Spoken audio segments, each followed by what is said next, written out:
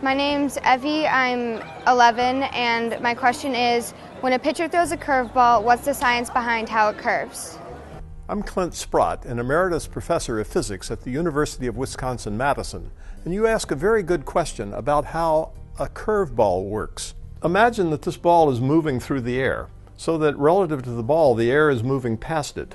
Now, if the ball is also spinning, like this, that causes the air below it to move faster, and it slows down the air above due to the friction with the ball. Now, there's an effect predicted by Daniel Bernoulli, who lived in the 1700s. He said that when a fluid is flowing rapidly, its pressure is reduced. And so the Bernoulli effect says that there is less pressure on the bottom of the ball than there is on the top. And so as it spins, it has a downward force that adds to the downward force due to gravity. However, the Bernoulli effect is not the primary reason that a curveball curves. The more important effect is one due to a physicist named Gustav Magnus, and he lived in the mid-1800s. And he studied this effect, and he thought that the important effect was that the air being dragged around by the ball is released on the back side going in an upward direction.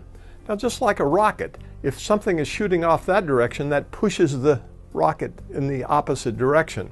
Newton's third law of motion, and that's the Magnus effect. And of course, this happens no matter which way the ball is spinning. If it is spinning this way, then there is an upward force on the ball. Perhaps not enough to overcome gravity, but enough to make it curve slightly upward. And of course, spinning this direction will cause it to move that way. And of course, this effect also happens with ping pong balls. You've probably seen that.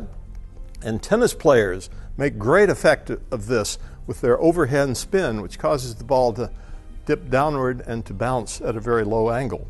The rule is, whichever way the ball is moving, the face of the ball that is in the direction of motion, whichever way that is moving is the way the ball will curve. That's why a curveball works.